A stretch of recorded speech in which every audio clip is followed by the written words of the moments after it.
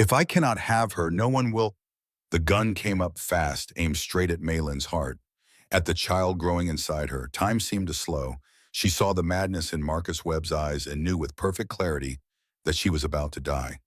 And then Caleb moved. But how did it come to this? It all began with a poker game, a crumpled piece of paper, and a woman who was worth more than anyone knew. The Dust Devil Saloon squatted at the edge of Copper Creek like a wound that refused to heal. Its weathered boards had absorbed decades of whiskey blood and broken dreams, and on this particular night in the autumn of 1878, the air inside hung thick as a funeral shroud. Tobacco smoke coiled toward the oil lamps like restless spirits, seeking escape, casting shifting masks of shadow and greed across the faces of men who had long since forgotten what honor meant. Caleb Thornton sat with his back against the wall, a position he had learned to favor in the years since the war. At 46 years old, his face bore the deep lines of a man who had buried too many people he loved and carried too many secrets he could never speak.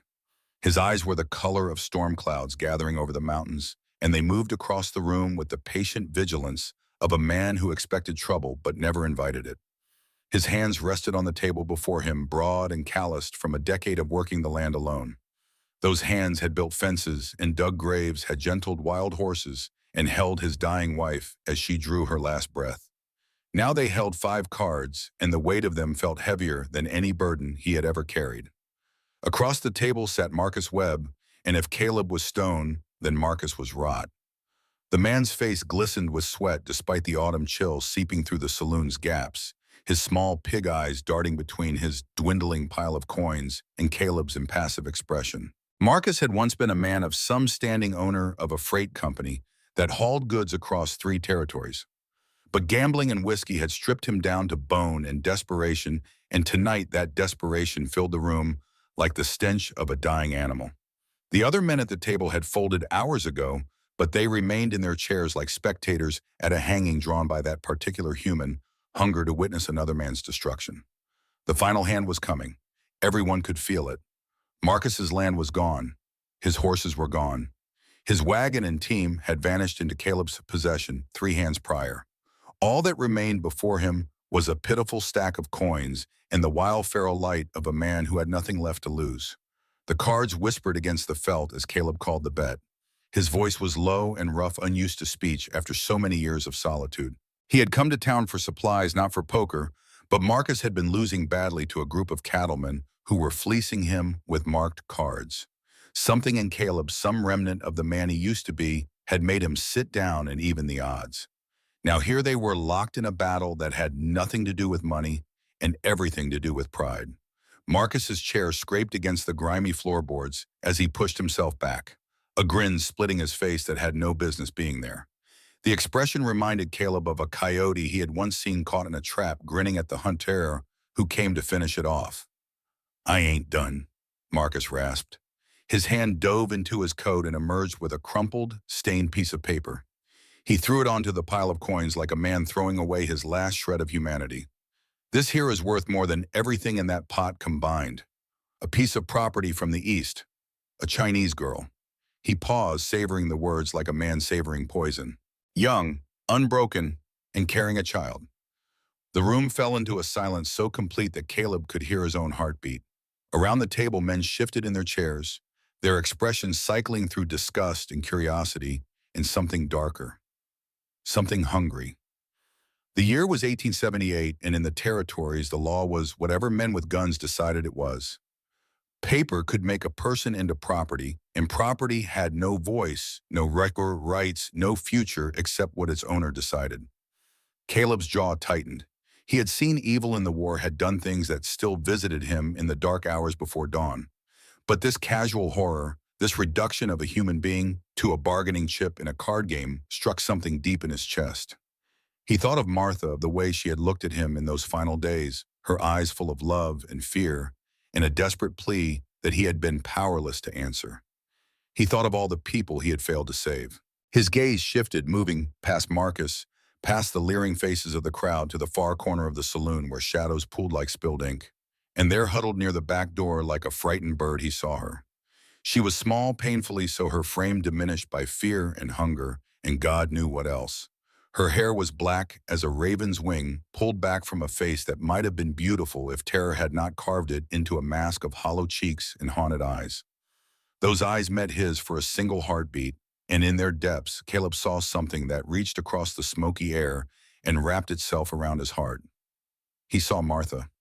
Not her face, not her coloring, but that same look of desperate hope, warring with absolute despair. The look of someone who had been broken so many times that they no longer believed in mending, yet still against all reason reached for the light. His hands were steady as he looked back at his cards, then at the crumpled paper on the pile. He was not a man who believed in owning another human soul. The very thought of it made bile rise in his throat. But in that moment, with perfect clarity, he understood the choice before him. In Marcus Webb's hands, this woman was property. Cattle. Something to be used and discarded when its usefulness ended. In Caleb's hands, she might have a chance to be something else. Something free. Call, Caleb said, and his voice was flat and final as a coffin lid closing. He laid his cards on the table. A king-high flush hearts bleeding red across the green felt. The silence stretched for 3 heartbeats. Then Marcus Webb's face twisted into something barely human purple, with rage and humiliation. He surged to his feet, overturning his chair, his hand moving toward his hip where a pistol hung. But the bartender's shotgun was already leveled at his chest, and the moment passed like a storm cloud scudding across the sun. "Get out," the bartender said. "You lost fair. Now get."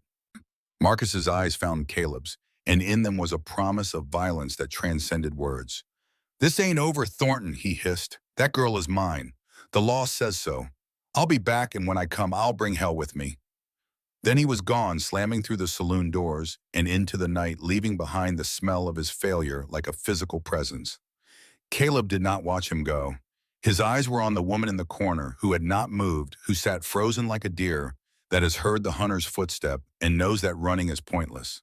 Her hand was hidden in the folds of her ragged dress, and Caleb knew with the certainty of a man who had survived many dangerous situations that she was holding something sharp. A knife, perhaps, or a piece of broken glass. Something to defend herself with when the new monster came to claim his prize. He gathered the money slowly, methodically, his movements deliberate and unthreatening. The other men drifted away, losing interest now that the drama had concluded. The bartender returned to polishing glasses that would never be clean. And still the woman sat in her corner, watching him with those ancient, bottomless eyes. Caleb rose and walked toward her. Not quickly, not with the stride of a man claiming what was his. He moved the way he moved when approaching a wild horse, each step careful and measured, giving her every opportunity to run or fight or do whatever her instincts demanded. He stopped 6 feet away from her, close enough to speak quietly, far enough that she could breathe. "I'm not going to hurt you," he said. The words felt strange in his mouth, inadequate to the moment. "I know you don't believe that. I wouldn't either in your place. But I'm going to say it anyway, and maybe someday you'll know it's true." She did not respond.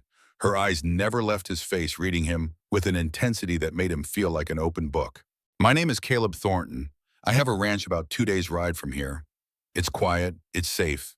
There's a small cabin on the property where you can stay. It has a lock on the inside." He paused, letting those words sink in. "I'm going to take you there now, not because I own you, because there's nowhere else for you to go tonight, and the man who just left is drunk and angry and stupid enough to try something." Still nothing. The silence stretched between them like a wire pulled taut. "You can kill me if you want," Caleb said, nodding toward her hidden hand. "I won't stop you. But before you do, let me get you somewhere safe. After that, whatever you decide, I'll accept it." For a long moment, she did not move. Then slowly her hand emerged from the folds of her dress. In her palm lay a piece of sharpened stone, its edge honed to a wicked point. She looked at it, then at him, and something shifted in her expression. Not trust, it was too soon for trust, but perhaps something like recognition. One survivor acknowledging another. She slipped the stone back into her sleeve and rose to her feet. She was even smaller, standing the top of her head barely reaching his shoulder. But there was a straightness to her spine that spoke about a pride that had survived everything they had done to her. "I understand," she said, and her voice was quiet but clear, her English careful and precise. "You take me. I go. But I keep this." She touched her sleeve where the stone lay hidden. Caleb nodded. Fair enough. They walked out of the Dust Devil Saloon and into the cold autumn night. The stars were scattered across the sky like spilled salt, and the wind carried the scent of sage and the promise of winter. Caleb's wagon waited by the hitching post, his two horses stamping impatiently in the chill. He helped her up onto the wagon bed, maintaining that careful distance, never touching her longer than necessary. She settled into the straw with the practiced movements of someone who had learned to make herself small, to take up as little space as possible. Her hand remained near her sleeve.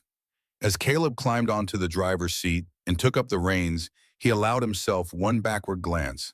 She was watching him still, those dark eyes gleaming in the starlight. There was no gratitude in her gaze, and he did not expect any. There was only watchfulness and calculation, and beneath it all, like an ember buried in ash, the faintest flicker of something that might have been hope. He clicked his tongue, and the horses began to move. Behind them, the lights of Copper Creek grew smaller and smaller until they were swallowed by the darkness. Ahead lay 2 days of silence and uncertainty, and a future that neither of them could predict. Caleb Thornton did not know what he had just done. He only knew that for the first time in 4 years since he had lowered Martha into the frozen ground and felt his heart turn to stone, he felt something stir in his chest. Not happiness, it was too soon for that, but perhaps the distant cousin of purpose, the weight of a responsibility he had not asked for but would not abandon. In the back of the wagon, the woman whose name he did not yet know clutched her sharpened stone and stared at the stars and wondered if this was just another cage with prettier bars. The journey from Copper Creek to Caleb's ranch took 2 days of steady travel across terrain that shifted from scrubland to rolling hills to the foothills of mountains that rose like sleeping giants against the horizon. The wagon wheels groaned their constant complaint against the rutted tracks, a mournful song that scored the immense quiet of the plains. Caleb sat at the reins, his back a rigid line against the vast and unforgiving sky. He did not speak. He did not turn around. He simply drove hour after hour as if the woman in the back of his wagon did not exist.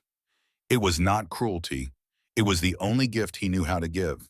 Space, silence, the absence of expectation. In the wagon bed surrounded by supplies and straw, Maylin Chen huddled with her knees drawn to her chest and tried to make sense of a world that had once again shifted beneath her feet. She was 22 years old, though she looked younger, diminished by hardship and hunger.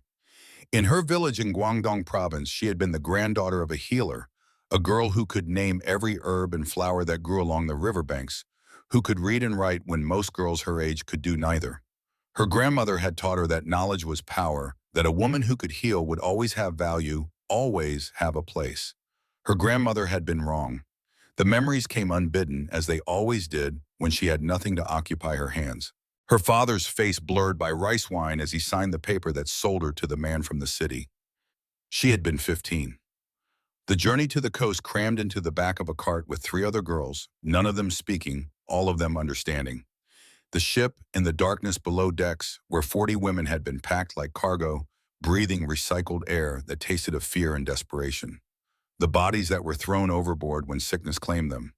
The woman who had held Maylin's hand as she died, whispering words in a dialect Maylin could not understand. San Francisco had been worse. The men who inspected them like livestock. The room where they had tried to break her, and she had bitten and clawed and screamed until they decided she was more trouble than she was worth. The merchant's son, who had bought her anyway, who had visited her in the night with his soft hands and his whispered promises, who had sold her to Marcus Webb the moment he learned she was carrying his child. And now this, another man, another wagon, another journey into the unknown. The child in her belly was 2 months along, barely a presence, but she felt it there like a question mark, like a future she could not envision. It was the child of a man she hated, conceived in violence and shame.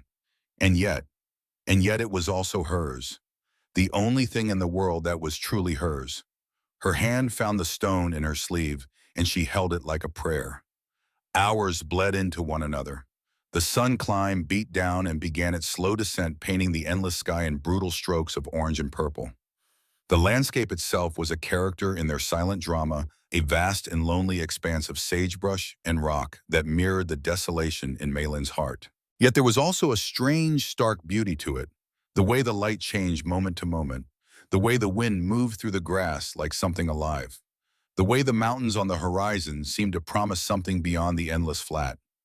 Near midday on the first day, Caleb stopped the wagon beside a thin stream that wound through a stand of cottonwood trees. Without a word, he climbed down from his seat and walked to the water. He filled a canteen, then returned to the wagon and set it on the bed along with a small, cloth-wrapped parcel. Bread and dried meat, Malin saw. Simple fare but not spoiled. Not the scraps that Marcus had thrown at her like she was a dog. Caleb did not look at her as he placed the food and water within her reach. He simply walked away to tend to the horses, turning his back to her, giving her the privacy to eat and drink without being watched. It was such a small thing, such an insignificant gesture. And yet Malin found her eyes burning with tears she refused to shed. She ate slowly, savoring every bite. The bread was fresh, the meat was salted, but not rancid. The water was cool and sweet. These were details she filed away in her mind, small pieces of evidence in a case she was building. The case of who this man truly was. That night they camped in the shelter of a rock formation that blocked the worst of the wind. Caleb built a fire and cooked something that smelled like beans and bacon, and he set a plate at the edge of the firelight, within her reach, but far from where he sat. He ate his own meal in silence, then wrapped himself in a blanket and lay down with his back to her, his breathing evening out into the rhythm of sleep. Malin did not sleep. She sat with her back against the wagon wheel, watching the fire die down to embers, watching the stars wheel slowly overhead. At some point in the deep hours of the night, she realized that she had stopped clutching the stone in her sleeve. Her hand lay open in her lap, relaxed for the first time in longer than she could remember. It meant nothing, she told herself. She was still a prisoner. The cage was simply larger, the bars less visible. But as she watched this strange, silent man sleep, as she thought about the lock he had promised for her door, something shifted in her chest. Not trust. Trust was a luxury she could not afford. But perhaps the absence of the most immediate terror. Perhaps the beginning of something that might in time become hope. The second day brought clouds that gathered over the mountains and threatened rain that never came. The temperature dropped and Caleb stopped the wagon to dig a thick wool blanket from his supplies. He handed it to her without a word, his eyes meeting hers for just a moment before he turned back to the horses. "Thank you," Malin said. The words felt strange in her mouth, foreign sounds in a foreign land, but she meant them. Caleb nodded once, then climbed back onto his seat and set the wagon moving again. That evening, as the sun was bleeding out across the western horizon, the ranch appeared. It was not a grand place, but there was a solidity to it that spoke of care and permanence. The main house was built of dark, sturdy timber, 2 stories tall, with a wide porch that wrapped around 3 sides. A barn stood nearby, equally well maintained, and beyond it she could see fenced pastures where a small herd of cattle grazed. But Caleb did not stop at the main house. He guided the wagon past it, following a narrow track that led to a smaller structure some distance away. It was a cabin, single-story with a stone chimney from which smoke was already rising.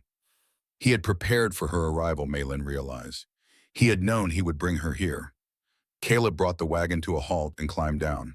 He lowered the tailgate and stood aside, giving her room to descend. When she did her legs unsteady from 2 days of travel, he did not reach out to help her. He simply waited patient as the mountains until she found her footing. "This is yours," he said, gesturing toward the cabin. "There's food inside, fresh water, wood for the fire." He paused and she saw something move in his storm-gray eyes, something that might have been pain. "The door has a lock on it at the inside. A good heavy bolt. No one can open it from outside." He did not wait for her to respond. He unhitched the horses and led them toward the barn, disappearing into the gathering darkness without a backward glance. Malin stood alone in the dying light, looking at the cabin that was supposedly hers. The wind was picking up, carrying the scent of rain and pine, and somewhere in the distance, a coyote lifted its voice in a lonely howl. She should have been afraid. She should have been planning her next move, her next escape. But instead, she felt something else entirely. She felt the absence of immediate danger, and she did not know what to do with that feeling. The cabin door was unlocked. She pushed it open and was met with a wave of warmth from a fire already burning in the stone hearth. The interior was a single room, simple but clean. A bed with a thick quilt, a wooden table with a fresh loaf of bread, a wedge of cheese, and a pitcher of water. A rocking chair near the fire. a small window that looked out toward the main house. And there on the inside of the door, exactly as he had promised, was a heavy iron bolt. Malin closed the door behind her. She reached up and slid the bolt home, and the sound it made, that solid, definitive thunk of metal meeting wood, was the most beautiful sound she had heard in 7 years. She stood there with her hand on the bolt, trembling, not from cold, not from fear, from something else, something she could not name. From the window, she could see the main house. A lamp had been lit on the porch, and in its glow, she could make out a figure. Caleb sitting in a rocking chair, looking not at her cabin, but up at the stars. He was wrapped in a blanket, and even from this distance, she could see the solitude that hung about him like a second skin. He was not watching her. He was not waiting for anything. He was simply their alone guardian in the vast darkness. Malin turned away from the window and looked around her small domain. The fire crackled.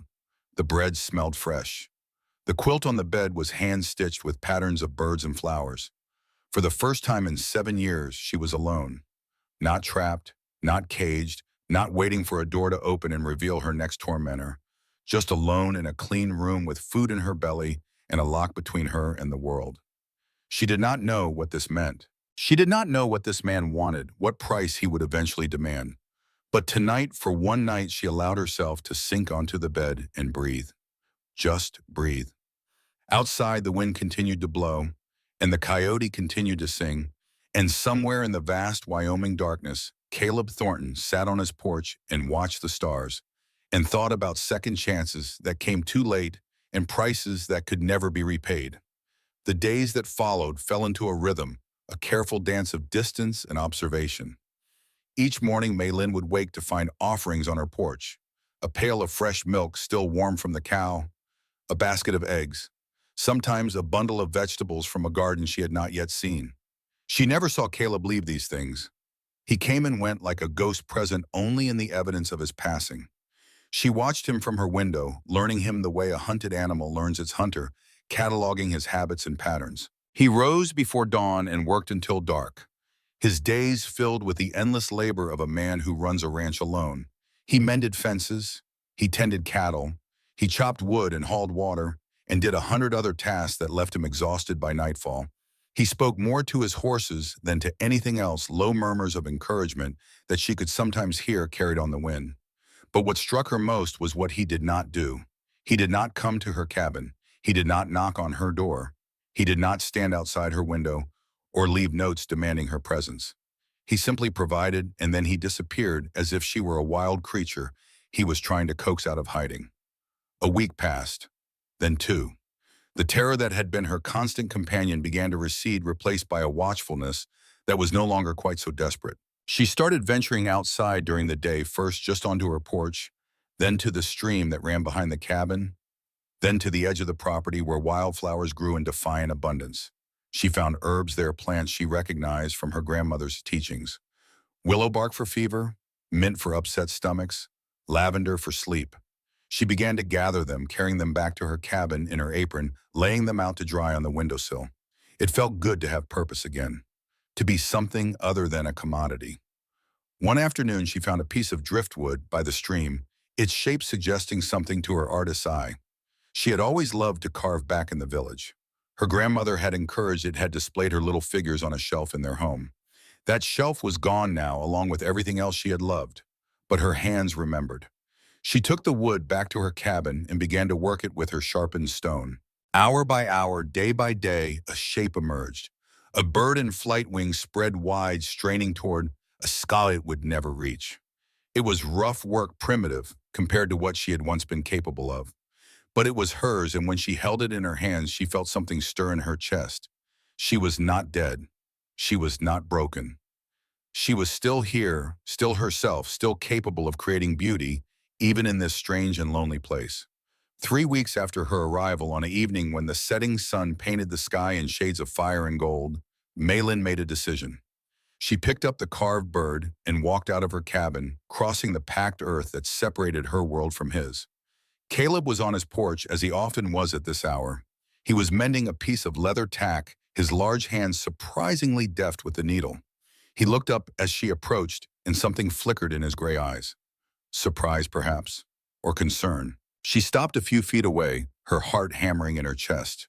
The carved bird was warm from her hands, smooth from hours of careful work. She held it out toward him. "This is not necessary," Caleb said. His voice was rough, like he was dredging it up from some deep unused place, but his eyes never left hers. "I pay my own way," Maylin said. Her English was clear and precise, each word chosen with care. "I am not charity. I am not a burden. I am a person, and I pay for what I receive." It was not the whole truth, and they both knew it. The bird was not payment. It was a test. A question asked in the only language she trusted. Caleb looked at her for a long moment, his expression unreadable. Then he rose from his chair and walked past her down the porch steps and toward the small fire pit he used on cool evenings. He pulled something from his pocket as he walked. A piece of paper crumpled and stained. The deed. The paper that Marcus Webb had thrown onto the poker table. The paper that said she belonged to another human being. Without ceremony, without hesitation, Caleb dropped the paper into the flames. Maylin watched it burn. She watched the edges curl and blacken, watched the ink that had defined her existence dissolve into ash and smoke. She watched until there was nothing left but embers, and then she looked up at the man who had just set her free. "There is no deed," Caleb said. His voice was stronger now, clearer. "There is no debt. Not to me. You are free." He paused, and something moved in his expression. Something that might have been vulnerability quickly suppressed. "You can leave whenever you wish. The roads are not always safe, but you are a grown woman and the choice is yours. But if you want to stay, you are welcome, not as property, not as a servant, as a person who lives in that cabin and owes me nothing." He turned and walked back to his porch, sitting down in his chair and picking up his leather work as if nothing significant had just occurred. Maylin stood in the twilight, the ashes of her bondage swirling around her feet, and felt the world shift beneath her. Freedom. The word echoed in her mind, vast and terrifying. For 7 years, her life had been circumscribed by the will of others. She had known exactly what she was, exactly what was expected of her, exactly how small her world would always be. And now suddenly the walls were gone. She did not know how to be free. She had forgotten somewhere in the darkness of the past 7 years what it meant to want things for herself, to choose her own path, to exist as something other than property. That night behind her bolted door, she did not sleep. She sat in the rocking chair and stared at the fire and tried to imagine what came next. The cabin felt different now. Before it had been a comfortable cage. Now it was something else. A starting point, perhaps. The first page of a story she would have to write herself. And deep in her belly the child stirred. A flutter so faint she might have imagined it, a tiny presence making itself known. She placed her hand on her stomach and felt tears slip down her cheeks. "I do not know what we will become," she whispered to the darkness, to the fire, to the child that should not exist but did. "But we will not be property. Not anymore. Never again." Outside, the wind whispered through the sage, and somewhere in the distance, a coyote sang its lonely song to the moon. And on the porch of the main house, Caleb Thornton sat alone, with his ghosts watching the stars wheel overhead, and wondered if he had done the right thing, and knew in his heart that right and wrong had stopped mattering a long time ago. What mattered now was simply this two broken people in the middle of nowhere trying to remember how to be human again. The morning after Caleb burned the deed, Maylin woke to find something different on her porch. Alongside the usual pail of milk and basket of eggs lay a small bundle wrapped in clean cloth. She unwrapped it carefully, half expecting a trap, and found a set of carving tools. Real tools with wooden handles and sharp steel blades. They were not new, but they had been cleaned and oiled with obvious care. She looked toward the main house and saw Caleb walking toward the barn, leading one of his horses. He did not look her way. He never looked her way, but she understood the message nonetheless. He had seen her working with her sharpened stone. He had noticed what she was trying to create, and instead of mockery or indifference, he had offered her the means to do it better. Maylin sat on her porch step, holding the tools in her lap, and wept. Not from sorrow this time, but from something else. Something she had not felt in so long that she barely recognized it. Gratitude. And beneath it, like green shoots pushing through scorched earth, the first tentative stirrings of trust. The next few weeks brought changes both subtle and profound. Maylin began to venture beyond her cabin, more frequently exploring the boundaries of the ranch with increasing confidence. She discovered that the property was larger than she had realized, stretching from the foothills of the mountains to a river that ran cold and clear over smooth stones. She found meadows filled with wildflowers and stands of aspen trees whose leaves whispered secrets in the wind. She also discovered the garden. It was behind the main house, enclosed by a simple fence that had seen better days. Once it had clearly been a place of beauty. She could see the bones of careful planning in the layout of the beds, the traces of paths that wound between them. But now it was overgrown with weeds, the plants within struggling for survival amid the chaos. She asked Caleb about it one evening, approaching him on his porch with the confidence she was slowly building. He looked at the garden and something passed across his face. Pain, she thought, old and deep. "My wife," he said, the words coming slowly, dragged up from some place he rarely visited.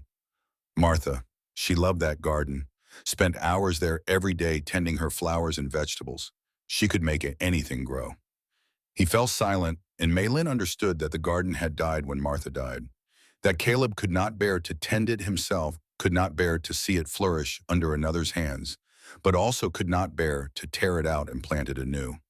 "May I, Mom?" she asked, gesturing toward the tangled beds. He looked at her sharply, and for a moment she thought she had overstepped. But then something shifted in his expression, and he nodded once, a gesture so small she might have imagined it. "Do as you like," he said. "It's been left too long anyway." The next morning, Maylin began to work in the garden. She pulled weeds and pruned dead branches, clearing away the debris of 4 years of neglect. Beneath the chaos, she found survivors. Hardy roses that had grown wild but still bloomed, herbs that had seeded themselves and spread, a apple tree, gnarled but alive, its branches heavy with the promise of autumn fruit. She worked for hours each day, losing herself in the simple rhythm of cultivation. The earth beneath her hands was rich and dark, and it reminded her of the rice paddies of her childhood, of the gardens her grandmother had tended with such devotion. Here in this neglected space, she began to plant pieces of herself. Not just the herbs and vegetables she gathered from the wild, but something deeper. A sense of belonging, a tentative claim on a future she was only beginning to imagine. Caleb watched her from a distance as he watched everything. He never commented on her progress, never offered praise or criticism. But she noticed that he had begun to leave things for her at the garden gate. A new pair of gloves when her old ones wore through. A wheelbarrow when the pile of weeds grew too large to carry. A book about plants, its pages worn from years of use, its margins filled with notes in a feminine hand. Martha's book, Maylin realized. He was giving her his dead wife's book. She did not know what to do with that gift. It seemed too intimate, too weighted with meaning she could not parse. But she accepted it nonetheless, studying its pages by candlelight, learning the names of flowers she had never seen, and techniques she had never tried. And slowly, tentatively, the garden began to heal. As did she. The child grew within her, and with it grew her acceptance of its presence. She began to think of it not as the offspring of violence, but as something separate. A new life untainted by its origins, carrying within it possibilities that had nothing to do with the man who had planted the seed. She would protect this child. She would raise it to be strong and kind and free. She would give it everything she had been denied. And perhaps in this unlikely place with this unlikely man, she would find a way to give it a home. Caleb, too, was changing. It was subtle, so gradual that someone who had not been watching closely might have missed it entirely. But Maylin watched, and she saw. He began to linger at his tasks, finding excuses to work near the garden when she was there. He started speaking more, not just to his horses, but to her. Comments about the weather, observations about the cattle. Once a story about a mountain lion he had tracked for 3 days before finally driving it away from his land. She responded in kind, offering small pieces of herself in exchange. Stories about her grandmother, memories of the sea, the taste of mooncakes at the autumn festival, a sweetness she had not known in 7 years. They were not friends exactly. The distance between them remained a gulf of culture and history and pain that could not be bridged with a few conversations. But they were becoming something. Companions, perhaps. Two people who shared a space and a rhythm and an unspoken understanding that neither of them wanted to be alone anymore. One evening, as the sun painted the sky in shades of violet and rose, Caleb appeared at the garden gate with something in his hands. It was a rocking chair handmade from what looked like the same wood as the cabin. For the porch, he said, his voice gruff with embarrassment. The other one had a broken slat. Malin looked at the chair, at the evidence of hours of careful work, at the way Caleb would not meet her eyes as if afraid of what he might see there. Thank you, she said. He nodded and left without another word, and Malin stood in the garden watching him go, feeling something crack open in her chest. Something that had been frozen for so long, she had forgotten it existed. That night she sat in her new rocking chair and looked up at the stars, and she thought about all the ways a person could be saved. Not just from physical danger, not just from chains and cages, but from the slower death of isolation. From the belief that they did not matter. From the certainty that no one would ever see them as human again. Caleb Thornton had saved her in ways he probably did not even understand. And she was beginning to realize that perhaps in some small way, she was saving him too. The wind shifted, carrying with it the scent of the mountains and the promise of change. Somewhere in the darkness, the future was taking shape, and for the first time in 7 years, Malin was not afraid to meet it. Far away, beyond the mountains and the plains, and the small circle of light cast by her cabin window, Marcus Webb sat in a dingy hotel room and stared at a map. His finger traced the route from San Francisco to Wyoming, calculating distances and times and the resources he would need. She was out there somewhere, the Chinese girl who had cost him everything. The girl who was carrying something worth more than all the money he had ever lost at the poker table. He did not know exactly where Caleb Thornton's ranch was located, but he knew people who did. He knew how to find things that did not want to be found. And when he found her, when he dragged her back to face the men who had paid for her, he would make Caleb Thornton watch. He would make him understand what happened to people who took what was not theirs. Marcus smiled in the darkness, and it was not a pleasant expression. Revenge was a dish best served cold, they said, and he had been freezing for weeks. The game was not over. It was only beginning. The autumn deepened, and with it came a peace that Malin had never expected to find. The days took on a rhythm as natural as breathing. She would wake before dawn to the sound of Caleb's boots on the porch, the soft clink of the milk pail being set down, the quiet retreat of his footsteps. She would rise and take in the offerings, then spend her mornings in the garden, coaxing life from the earth that Martha had once loved. The afternoons belonged to her carvings. With the proper tools Caleb had given her, her work had transformed from crude attempts into something approaching art. Birds in flight, horses running free, flowers that would never wilt. She lined them up on the windowsill of her cabin, a small army of wooden dreams, each one a declaration that she was still capable of creating beauty. And the evenings increasingly belonged to both of them. It had started simply enough. Caleb had noticed her struggling to read the plant book by candlelight, squinting at the faded handwriting in the margins. Without a word, he had begun leaving a lantern on the porch of the main house each evening, its light visible from her window. An invitation that asked nothing in return. One night she had accepted. She had walked across the yard with the book in her hands and settled into the rocking chair he had made for her, reading by the lantern's glow, while he worked on his leather tack. They did not speak. They did not need to. The silence between them had become comfortable, a shared space that required no filling. Now, 6 weeks after the night in the saloon, these evening sessions had become ritual. Sometimes she read aloud from the book, practicing her English, and he would listen without correction, letting her find her own way through the unfamiliar words. Sometimes he would tell her about the ranch, about the cattle that needed moving before winter, about the fence posts that had rotted and required replacement. Practical things, safe things. The language of two people learning to share a life without ever acknowledging that was what they were doing. The child grew within her, a constant presence now making itself known through the swell of her belly and the strange cravings that seized her at odd hours. Caleb had noticed, of course. He noticed everything. But he said nothing, asked nothing, simply adjusted his offerings to include more fresh vegetables and the occasional jar of honey that she devoured with shameless pleasure. She had not told him the truth about the child, not the whole truth. He knew she was pregnant, knew the child was not from any willing union. But he did not know about the merchant's son in San Francisco, about the powerful family that wanted the child eliminated, about the real reason Marcus Webb had been so determined to reclaim her. Those secrets she kept close, wrapped tight against her heart, like the stone she no longer carried in her sleeve. Some things were too dangerous to speak aloud. It was on a night in late October when the first frost had painted the grass silver and the stars burned cold and bright overhead that the past came calling. Maylin was in her cabin preparing for bed when she heard it. Hoofbeats, not the steady rhythm of a single horse returning from town, but the thunder of multiple riders approaching fast. She went to the window and saw torches flickering on the road that led to the ranch, bobbing like fireflies with malicious intent. Her blood turned to ice. She knew with the certainty of prey scenting a predator who was coming. She had been waiting for this moment since the night Caleb won her in that poker game, waiting for the other shoe to drop, for the brief respite to end.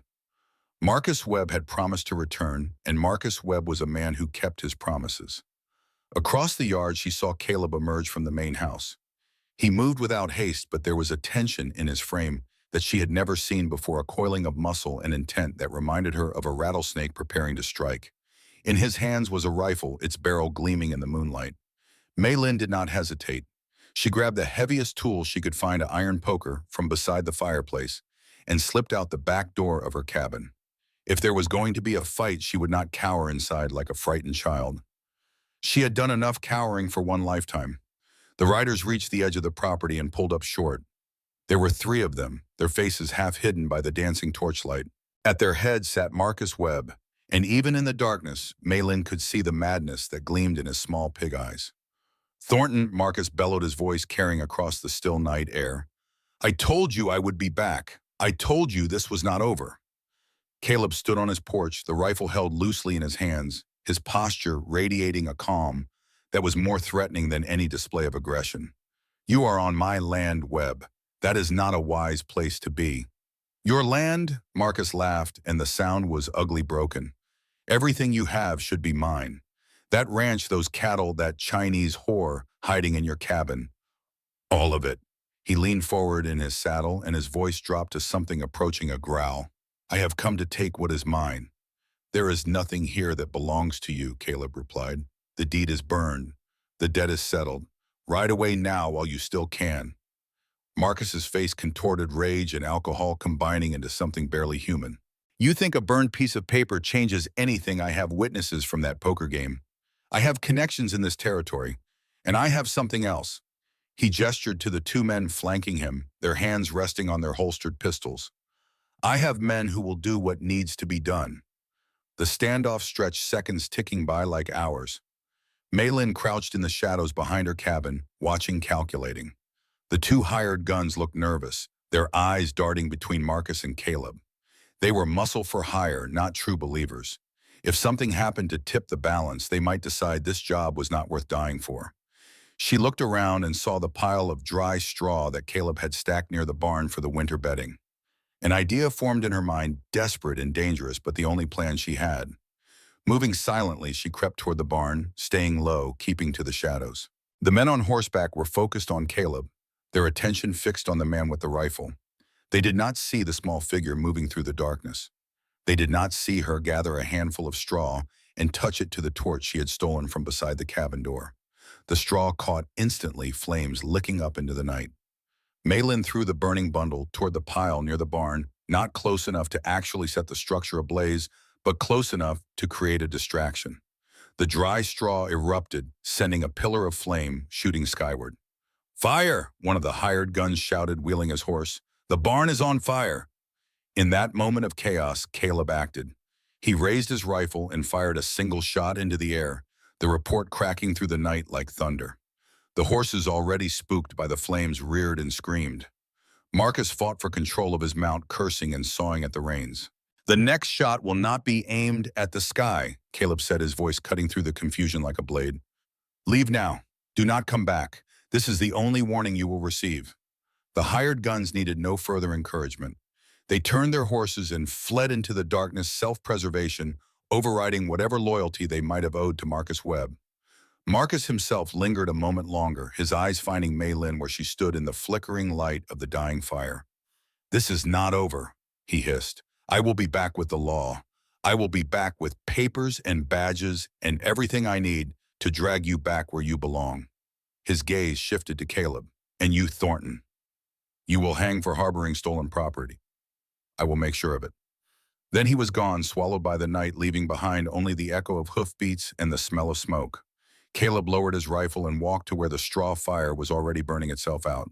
He stamped on the remaining embers, then turned to look at Mei Lin. His expression was unreadable in the darkness, but something in his posture had changed. That was quick thinking, he said, with the fire. Mei Lin's hands were shaking, the poker still clutched in her grip. I could not let them take me back, she said. I would die first. Something flickered in Caleb's eyes there and gone too fast to identify. He walked toward her, his steps measured and slow, and stopped within arm's reach. This was the closest they had ever stood, and she could smell the smoke on his clothes, could see the lines of tension around his mouth. No one is taking you anywhere, he said. Not Webb, not anyone. This is your home now, if you want it to be. The word hung in the air between them. Home. It was such a small word, and yet it contained multitudes. Safety, belonging, a place in the world that was hers by right, not by ownership. The cabin, Mei Lin, said, her voice barely a whisper. It is not safe tonight. He might come back. Caleb nodded slowly. You will stay in the main house. There is a room you can use, a door with a lock. He paused, and something that might have been vulnerability crossed his face. I will not disturb you. Mei Lin looked at this man, this quiet stranger who had upended everything she thought she knew about the world. She thought about the fire she had just set, the way she had fought back, instead of cowering, the fierce joy she had felt when the flames rose and the hired guns fled. She was not the same woman who had huddled in the corner of that saloon 2 months ago. She was becoming something else, something stronger. Thank you, she said. And then, because the moment seemed to call for more, because she wanted him to understand for everything. Caleb did not respond with words. He simply turned and walked toward the house, and after a moment, Mei Lin followed. The room he gave her was small, but clean, with a narrow bed and a window that looked out over the mountains. There was a bolt on the inside of the door, just as he had promised. She slid it home and lay down on the bed without undressing, listening to the sounds of the house settling around her. From somewhere below, she heard the creak of Caleb's rocking chair on the porch. He was keeping watch, she realized, guarding her through the night, even after everything he had already done. She placed her hand on the curve of her belly, where the child slept, oblivious to the dangers of the world it would soon enter. We are safe, she whispered. For now, we are safe. And for the first time in 7 years, she believed it. The days following Marcus Webb's midnight visit brought a new tension to the ranch. Caleb worked with renewed urgency, fortifying the property against threats both seen and unseen. He reinforced the fence posts, cleared sight lines around the buildings, and spent long hours teaching Mei Lin how to load and fire the old pistol he kept in the barn. She learned quickly, as she learned everything. Within a week, she could hit a target at 20 paces. Within 2, she could reload in the dark. The weight of the weapon in her hands no longer felt foreign. It felt like insurance. But the greater threat, Caleb knew, was not another nighttime raid. It was the law. Marcus Webb had connections, and in the territories, connections could make innocent people into criminals overnight. If he came back with a sheriff and a warrant, all the rifles in the world would not help them. It was this fear that drove Caleb into town on a cold November morning, leaving Mei Lin at the ranch with instructions to bolt the doors and stay out of sight. He had business to conduct, people to see, a future to protect if he could manage it. Copper Creek looked the same as it always did, a dusty collection of buildings clinging to the edge of civilization. But Caleb saw it differently now, saw the eyes that followed him as he rode down the main street, heard the whispers that trailed in his wake. Word had spread. Everyone knew he had taken in a Chinese woman. Everyone had their opinions. He ignored them all and headed for the church. Reverend Samuel Morrison was a man of 60 winters, his hair white as snow, and his eyes sharp as a hawk's. He had come west as a young man following a calling he could not explain, and had spent 4 decades ministering to the souls of miners and ranchers and outlaws alike. He was one of the few people in Copper Creek that Caleb genuinely trusted. Caleb Thornton, the Reverend said as Caleb entered the small chapel. I wondered when you would come. They spoke for nearly an hour, Caleb laying out the situation with the blunt honesty he reserved for those who had earned it. The poker game, the deed, the woman, the child, Marcus Webb's threats, all of it spread out like cards on a table waiting to be judged. The Reverend listened without interruption, his weathered face giving nothing away. When Caleb finished, he was silent for a long moment. The law is complicated in these matters, Morrison said finally. On paper, what Webb claims may have weight. The territories have not been kind to those who come from foreign shores. But the law of God is clear, and it does not recognize the ownership of one human being by another. He leaned forward, his eyes meeting Caleb's. What do you want, Caleb, truly? It was a question Caleb had been avoiding, even in the privacy of his own mind. What did he want? He wanted Martha back. He wanted the past 4 years to have been a dream. He wanted to return to a time when he understood his place in the world and did not feel this constant ache of incompleteness. But those wants were impossible. And in their place, something else was growing, something he did not dare name. I want her to be safe, he said. I want her to have a chance at a real life. I want her child to be born free. Morrison nodded as if this answer confirmed something he had suspected. Then we have work to do. The Reverend's network extended further than Caleb had imagined. Letters were sent to missionaries in San Francisco requesting information about the networks that trafficked in human cargo. Inquiries were made to sympathetic lawyers in Denver, exploring the legal avenues that might protect a woman in Maylin's position. And quietly, discreetly, word was spread among the decent people of Copper Creek that Caleb Thornton was not harboring a Chinese prostitute, but sheltering a victim of unspeakable cruelty. Not everyone believed it. Not everyone cared. But some did, and in a small town, some could make all the difference. Caleb's second stop was the general store where James O'Malley held court behind a counter stacked with goods from 3 continents. James was Irish, a refugee from the Great Famine, and he understood in his bones what it meant to be seen as less than human by those in power. Webb has been talking, James said, his voice low despite the empty store. Stirring up trouble. He has been saying things about the girl about you, claiming she is worth money to someone important back east, claiming you stole her from rightful owners. Caleb's jaw tightened. There are no rightful owners. She is a person, not property. You and I know that, James replied, but there are those who would disagree, and Webb has been spending freely buying drinks, making promises. He is building something, Caleb. I do not know what, but it will not be good. It was worse than Caleb had feared. Marcus Webb was not just a wounded animal lashing out. He was a schemer, a plotter, a man who had burned down the world to get what he wanted. And right now, what he wanted was Maylin. The third stop was a small house at the edge of town where Eleanor Wright lived among towers of books and papers that had belonged to her late husband, a lawyer of some renown. She was old, nearly 70, but her mind was sharp as a scalpel. Trafficking, she said when Caleb had explained the situation. That is the key. If we can prove that this woman was brought into the country illegally as part of a trafficking operation, then any papers Webb has are worthless. Federal law supersedes territorial claims in these matters. How do we prove that? Caleb asked. Witnesses, Amina replied. Records, the testimony of other victims if we can find them. She tapped a finger against her chin, thinking. There is a man in town, a Chinese laborer named Charlie Sung. His sister was taken by these same networks 3 years ago. He has been gathering information ever since, waiting for a chance to strike back. If anyone knows the truth about Marcus Webb's connections, it will be him. Caleb filed the name away. Charlie Sung, another piece of the puzzle, another potential ally in a fight that was growing more complicated by the day. He rode home as the sun was setting, his mind churning with plans and possibilities. The road stretched before him, empty and silent, and for a moment he allowed himself to imagine a future where all of this was behind them, where Maylin was free, truly free, and the child was born into a world that did not see it as property, where the ghosts that haunted him had finally found their rest. It was a dangerous thing, hope. He had learned that lesson when Martha died, had watched as hope curdled into despair, and despair into the cold numbness that had sustained him through 4 empty years.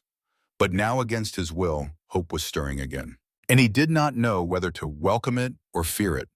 The ranch came into view as the last light faded from the sky.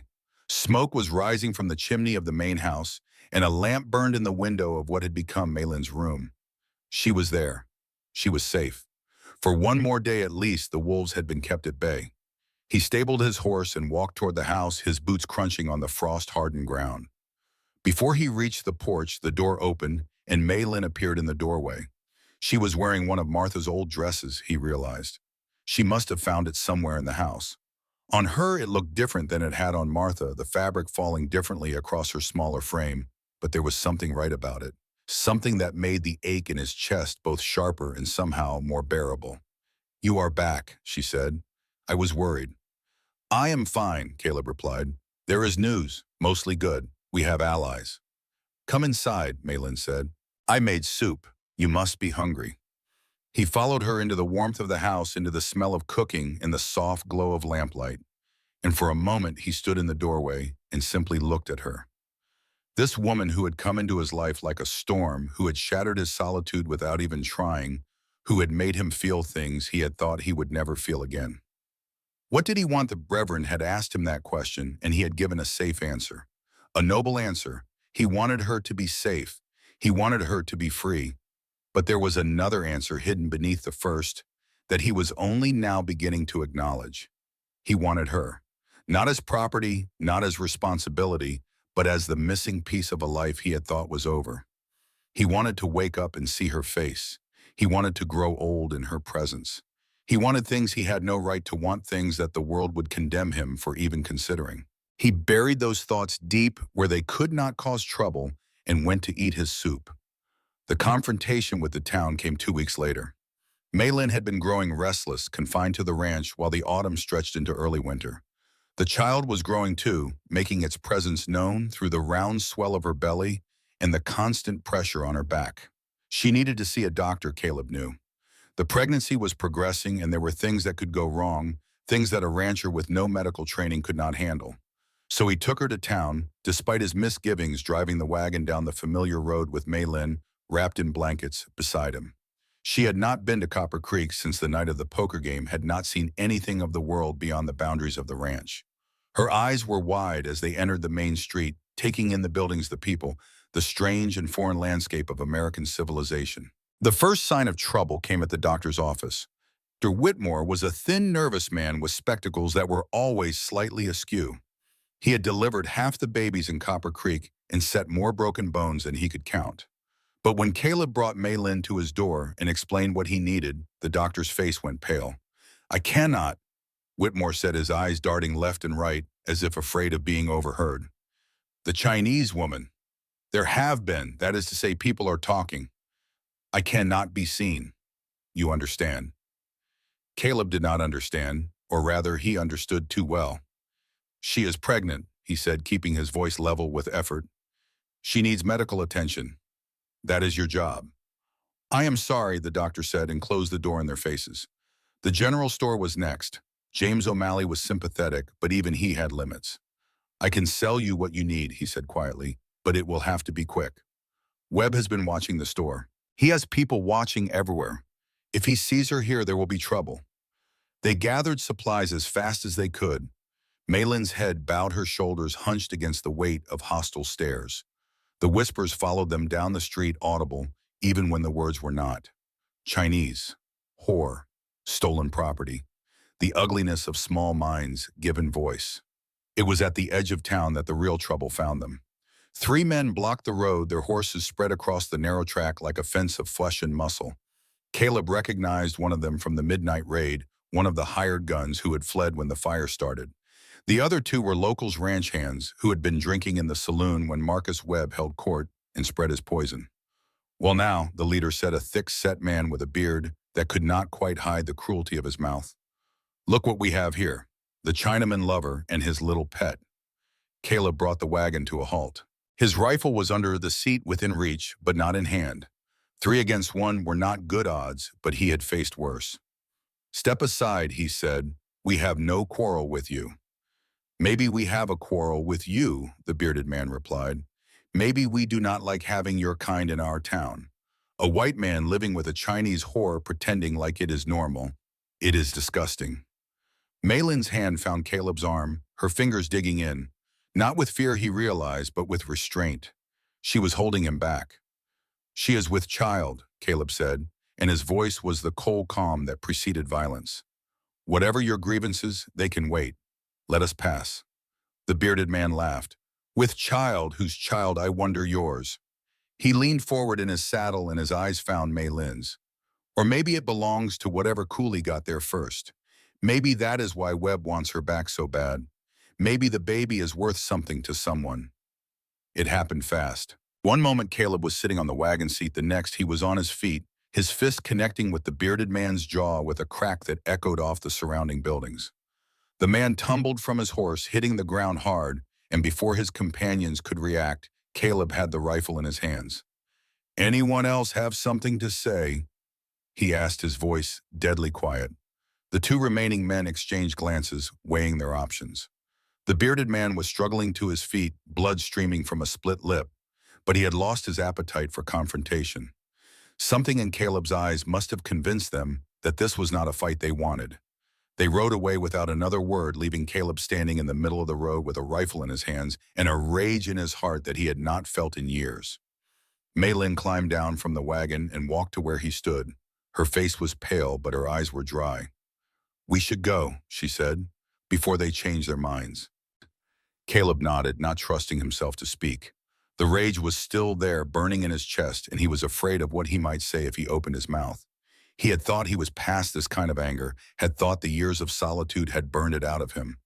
But seeing Maylin insulted, seeing her reduced to nothing more than a piece of property to be fought over, had awakened something primal. They drove home in silence, the miles falling away beneath the wagon wheels. It was only when the ranch came into view that Maylin spoke again. "Thank you," she said, "for defending me." "I should not have lost control," Caleb replied. "Violence solves nothing."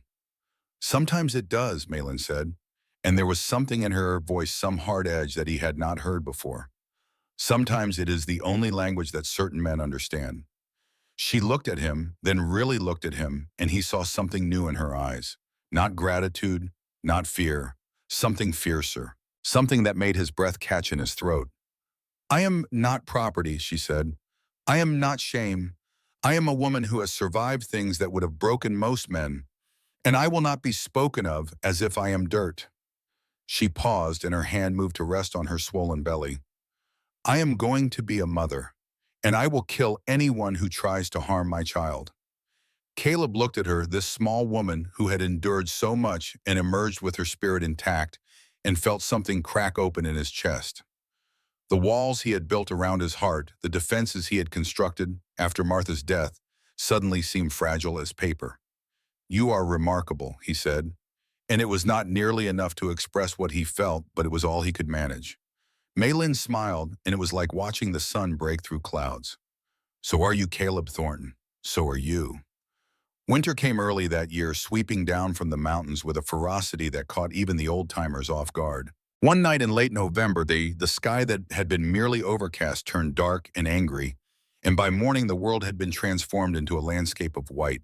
The blizzard lasted 3 days. The wind screamed around the corners of the house, finding every crack and gap, turning the world outside the windows into a swirling chaos of snow.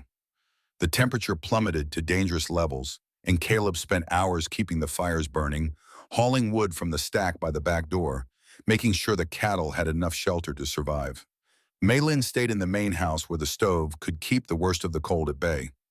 They had moved past the pretense of separate living spaces now. The danger outside made such niceties feel foolish. She slept in the small room that had become hers, and he slept on a bedroll by the fire in the main room, close enough to hear if she needed anything, far enough to preserve what remained of propriety. On the second night of the blizzard, Maylin began to cough. It started as a small thing, a tickle in her throat that she dismissed as nothing. But by midnight, the cough had deepened, and her forehead was hot to the touch. Caleb recognized the signs. He had seen them before in the months before Martha died. The terror that seized him was absolute. He had failed once. He had watched helplessly as the woman he loved slipped away, her lungs filling with fluid, her breath growing shorter by the hour. He could not. He would not. Not again. He built the fire higher until the flames roared and the heat pushed back against the cold. He boiled water and added the dried herbs that Maylin had gathered in the autumn, the willow bark and mint and elderflower that she had taught him to recognize. He brewed tea and made her drink cup after cup until she complained that she would float away. And through it all, the blizzard raged on. "You should rest," Maylin said, her voice hoarse and weak. "You cannot help me if you collapse from exhaustion." "I am fine," Caleb said, though he knew it was a lie. He had not slept in more than 30 hours, had barely eaten since the storm began. But sleep felt like surrender, and he was not ready to give up. Not on her, not on any of it. Tell me about her, Maylin said, when the third cup of tea had been drained and another round of coughing had subsided. About Martha. Caleb was silent for a long moment. He had not spoken of Martha in years, had locked those memories away in a place where they could not hurt him. But something in Maylin's fever-bright eyes, something in the intimacy of this storm-wrapped moment broke through his defenses. She was light, he said finally. That is the only way I know to describe her. When she walked into a room, it was like the sun coming out. She could make anyone smile, even the most miserable bastard you ever met. She believed the best in people, even when they did not deserve it. He paused and his voice grew rough.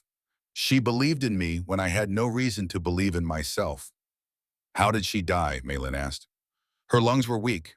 The doctor said it was something she was born with, something that would always limit her. She knew when we came out here that the winters would be hard. She knew the risks. Caleb's hands clenched into fists in his lap. I told her we should stay in Denver, where there were doctors, where the air was easier. But she wanted the ranch. She wanted space and sky and a place we could call our own. She was stubborn like that. She sounds strong, Maylin said. She was the strongest person I ever knew, Caleb replied. And it was not enough. She got sick the third winter, and she never recovered. I did everything I could. I brought doctors from 3 towns over. I spent every penny we had on medicine that did not work. But in the end, all I could do was hold her hand and watch her die. The silence that followed was heavy with shared grief. Maylin reached out and took his hand, her fingers small and hot with fever. You did not fail her, she said. You loved her. That is all any of us can do. Caleb looked at her, this woman who had suffered so much, who had every reason to harden her heart against the world, and yet who still found the capacity for compassion. Something broke inside him, some dam that had held back 4 years of grief and loneliness and unspoken need. I cannot lose you, he said, and his voice cracked on the words. I know I have no right to ask anything of you. I know we barely know each other. But these past months, having you here, watching you bring this place back to life, it has made me feel things I thought I would never feel again. And if you die, if I have to bury you next to Martha and go back to being alone, I do not think I can survive it. Maylin's eyes were bright, but not just with fever now. I am not going to die, she said. I did not survive everything I have survived just to be killed by a cold. Promise me, Caleb said, and he knew he was being foolish, knew that promises meant nothing in the face of illness and fate, but he needed to hear it anyway. I promise, Maylin said, and she squeezed his hand and he believed her. The fever broke on the morning of the 4th day. The blizzard had blown itself out sometime during the night, leaving behind a world transformed. The snow lay thick on everything, softening the harsh lines of the landscape, making the familiar strange and new. Caleb woke to find Maylin sitting up in bed. Her color improved, her eyes clear. She was looking out the window at the glittering expanse of white, and there was a smile on her face that he had never seen before. It is beautiful, she said when she noticed him watching.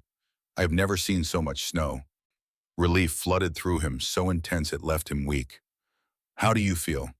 Better, she said. Hungry. She turned to look at him, and her expression softened. You look terrible. When was the last time you slept? I do not remember, he admitted. Then sleep now, Maylin said. I am not going anywhere. He wanted to argue.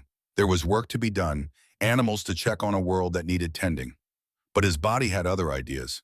The exhaustion he had been holding at bay crashed over him like a wave, and before he could protest, he was asleep in the chair by her bedside. He woke hours later to the smell of cooking. Maylin was at the stove, wrapped in a blanket, stirring something in a pot. She should not have been out of bed. She should not have been exerting herself. But when she turned and saw him watching her, smile banished all his objections. I could not let you starve, she said. Month after you saved my life. I did not save your life, Caleb protested. You saved your own life. I just made tea. You did more than that, Maylin said. She set down the spoon and walked to where he sat, moving slowly, still weak but determined. She stopped in front of him and reached out to touch his face, her fingers gentle on his stubbled cheek. You stayed, she said. You did not leave me alone. You held my hand through the darkness. That is what saved me, knowing that someone cared whether I lived or died. Caleb caught her hand and held it against his face, feeling the warmth of her palm, the steady beat of her pulse. The moment stretched between them, heavy with everything unspoken. "Mei Lin," he said, and her name on his lips felt like a prayer. She leaned down and kissed him. It was a gentle kiss, tentative and questioning, nothing like the passionate embraces of his youth. It was the kiss of two people who had been broken by the world and were slowly, carefully learning to trust again. And when it ended, when she pulled back and looked at him with those dark, fathomless eyes, Caleb knew that his life had changed forever. "This is my choice," Mei Lin said. "For the first time in my life, I am choosing something for myself. I am choosing you." He pulled her close, mindful of her weakness, mindful of the child growing within her, and held her as if she were the most precious thing in the world. Because she was. She was hope and redemption and a second chance he had never dared to dream of. She was the light returning after 4 years of darkness. Outside, the sun sparkled on the snow and the world was new. They stood at the window together, watching the light play across the frozen landscape, and for a long moment neither of them spoke. There was no need for words. Everything that needed to be said had been communicated in that single perfect kiss. But the peace could not last. Even as they stood there lost in each other, the world was moving. Forces were aligning, and the past was preparing to make its final devastating claim. Far away in the offices of a powerful family, letters were being written. Telegrams were being sent. And Marcus Webb, who had never been a patient man, was gathering his allies for one final assault.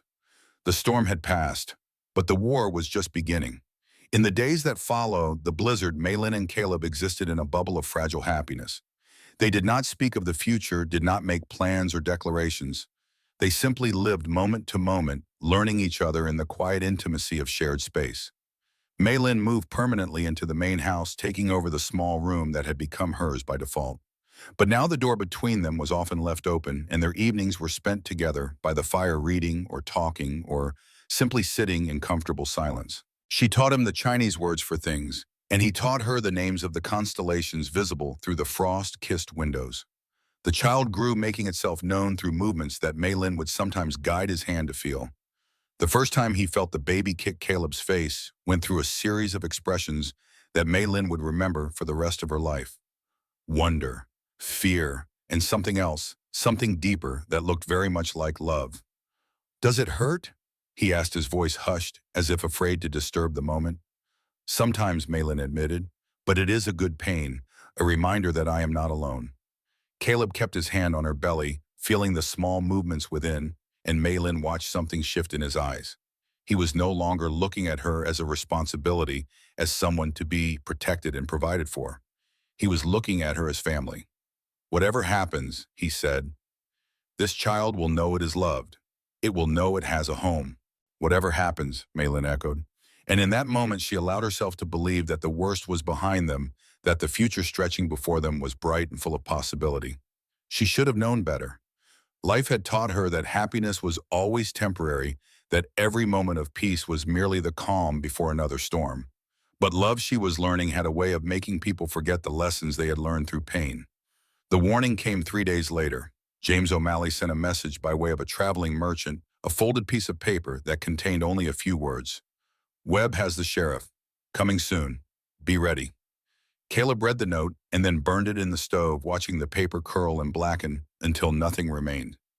When he turned to face Mei Lin, his expression had hardened into something she had not seen since the early days when he had been a stranger and she had been cargo. "How long?" she asked. "Could be days, could be hours. There is no way to know." Mei Lin nodded, her hand moving instinctively to rest on her belly. The fear was there, of course, lurking in the shadows of her mind. But alongside it was something else. Determination, resolve, the fierce protective rage of a mother who would do anything to protect her child. "Then we prepare," she said, "and when they come, we face them together." Caleb looked at her, this small woman who had become the center of his world, and felt his heart swell with an emotion he could not name. Pride, perhaps, or awe, or simply the bone-deep recognition that he was in the presence of something extraordinary. "Together," he agreed, and outside the window the snow continued to melt, revealing the barren, frozen ground beneath, preparing the stage for the final confrontation that would determine all their fates. They came on a morning when the sky was the color of old pewter and the air carried the bite of approaching snow. Malin was in the kitchen preparing breakfast when she heard the sound that had haunted her dreams for months. Hoofbeats, many of them, coming fast.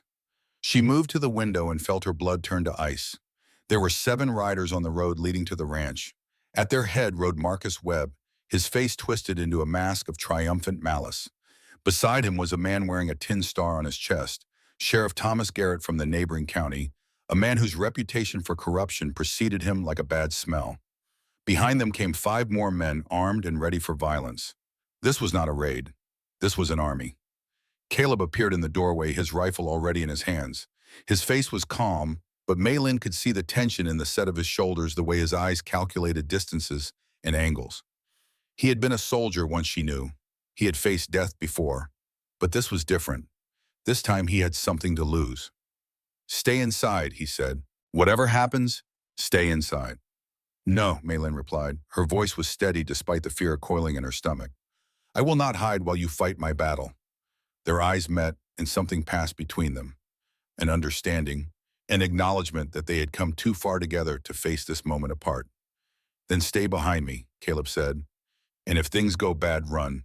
Take the horse in the barn and ride for the mountains. Do not look back." Before she could respond, he was out the door and onto the porch, positioning himself between the house and the approaching riders. Malin followed, staying a few steps back, her hand resting on the small pistol tucked into the pocket of her dress. She had never killed a man. She prayed she would not have to learn today. The riders reached the edge of the property and pulled up short. Marcus Webb's grin was so wide it threatened to split his face. "Thornton," he called out, "I told you I would be back with the law. Here he is in all his glory. Sheriff Garrett has a warrant for the arrest of your little Chinese pet. Seems she has stolen property and you have been harboring her." Sheriff Garrett was a thick-necked man with cold eyes in the manner of someone who enjoyed inflicting pain. He produced a piece of paper from his coat and held it up like a trophy. "Caleb Thornton," the sheriff announced. "I have here a warrant issued by Judge Morrison of Carson County authorizing the seizure of one Chinese female known as Malin Chen, property of Marcus Webb, by right of legal purchase. You will surrender her immediately or face arrest for obstruction of justice and theft." "That paper is worthless," Caleb replied. His voice carried across the cold air, clear and unwavering. "The woman is not property. She is a victim of illegal trafficking, and any documents claiming ownership are null and void under federal law." Sheriff Garrett laughed, a harsh and ugly sound. "Federal law does not apply out here, Thornton. Out here I am the law, and I say she belongs to Mr. Webb." He nodded to his men. "Take her." 2 of the riders dismounted and started toward the porch. Caleb raised his rifle. "One more step and I will put a bullet through the first man who crosses that line," he said. "I have faced worse odds than this and walked away. Are you willing to die for Marcus Webb's wounded pride?" The 2 men hesitated, looking back at the sheriff for guidance. The standoff stretched, seconds ticking by, like hours, the tension thick enough to choke on. And then Malin stepped forward. She moved past Caleb despite his hissed protest, walking down the porch steps and into the open space between the house and the riders. Her heart was pounding so hard she could feel it in her teeth, but her steps were steady, her head held high. She had spent 7 years being pushed and pulled by the currents of other people's will. No more. "You want me?" she said, and her voice rang out clear and strong. "Then look at me. See what you are fighting for." She placed her hand on her swollen belly, cradling the life within. "I am not property. I am not shame. I am a mother who will kill anyone who threatens my child." Her eyes found Marcus Webb, and she saw him flinch. There was power in being seen, she realized. There was power in refusing to be invisible. "You think you own me because of a piece of paper," she continued, "but you do not own me. No one owns me. I have crawled through hell to get here, and I will not go back. Not for you, not for anyone." Marcus's face had gone purple with rage. "You stupid whore. You think your words mean anything. You are property. The law says so. And when I get you back, I will teach you what happens to property that forgets its place." "The law," came a new voice, "is not quite so simple as you believe." Everyone turned. Coming up the road from the direction of town was another group of riders. At their head was Reverend Samuel Morrison, his white hair streaming in the wind like a banner. Beside him rode James O'Malley and Eleanor Wright, the old woman perched on her horse with the dignity of a queen. Behind them came at least 20 townspeople, farmers, and shopkeepers and ranch hands, all armed, all grimly determined. And at the front of the group, walking beside the Reverend's horse, was a Chinese man Maylin had never seen before. He was young, perhaps 30, with a scar across his cheek and eyes that burned with barely contained fury. "Charlie Sung Wai!" Marcus Webb spat, and for the first time fear flickered in his eyes. "What are you doing here?" "I am here to testify," Charlie said. His English was accented but clear. "I have documents. I have names. I have 3 years of evidence showing that you, Marcus Webb, are part of a trafficking ring that has brought hundreds of women into this country illegally. I have statements from survivors. I have letters from the men who paid you. And I have this." He held up a leather satchel, its sides bulging with papers. Eleanor Wright urged her horse forward, her voice carrying with the authority of decades. "Thomas Garrett, I have in my possession a letter from Federal Judge Harrison of Denver ordering the immediate suspension of any local actions regarding this case, pending a full federal investigation. Any attempt to enforce that warrant will be considered obstruction of federal justice, and you will be arrested and tried accordingly." Sheriff Garrett's face had gone pale. He looked from Eleanor to the townspeople to Marcus Webb, calculating his options. Whatever loyalty he had sold to Webb, it clearly had limits. "This is not over," Marcus snarled. But his voice had lost its confidence. The ground was shifting beneath him, and he could feel it. "Actually," Eleanor said, "I believe it is. Charlie." What happened next unfolded with the terrible inevitability of a nightmare. Charlie Sung stepped forward, his eyes locked on Marcus Webb, and began to speak. He spoke of his sister, sold to a mining camp in Nevada, dead within a year from abuse and neglect. He spoke of the other women, dozens of them, who had passed through Marcus's hands on their way to lives of misery and early death. He spoke of the money that changed hands, the officials who looked the other way, the systematic horror that had operated in plain sight for nearly a decade. And as he spoke, 3 women emerged from the group of townspeople. They had been hidden among the riders, their faces covered with scarves. Now they revealed themselves, and one of Marcus's hired guns let out a strangled cry. "Lily," the man whispered, staring at one of the women. "You are alive." The woman named Lily looked at him with eyes that held no warmth. "I survived," she said. "No thanks to you." The hired guns began to shift uncomfortably, exchanging glances. They had been paid to intimidate a lone rancher and collect a piece of property. They had not signed up for this. One by one, they began to back their horses away from Marcus Webb, putting distance between themselves and the man they had followed. "Cowards!" Marcus screamed. "I paid you. I paid all of you." But his men were done. They turned their horses and rode away without a backward glance, leaving Marcus Webb alone with Sheriff Garrett, who was already looking for his own exit. "This is not my fight," Garrett said, holding up his hands. "I was told this was a simple property recovery. I want no part of whatever this is." "You are as guilty as he is," Eleanor said coldly. "But that is a matter for the federal courts to decide. For now, I suggest you return to your own county and pray that Judge Harrison is feeling merciful." Sheriff Garrett needed no further encouragement. He wheeled his horse and fled, leaving Marcus Webb standing alone in the center of a circle of hostile faces. For a long moment, no one moved. Marcus looked around at the people who had come to stand against him, at the evidence that would destroy him, at the life he had built crumbling around his ears. Something in his face twisted, shifted, became something feral and desperate. His hand moved to his hip. "If I cannot have her," he screamed, "no one will." The gun came up fast, faster than anyone expected. It was aimed not at Caleb, not at the townspeople, but at Maylin, at the woman who had cost him everything.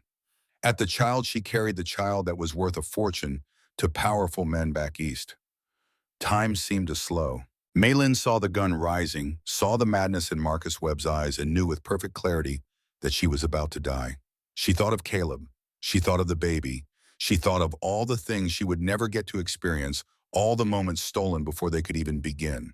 And then Caleb moved. He threw himself in front of her just as the gun fired. The bullet took him in the shoulder, spinning him around, dropping him to the frozen ground.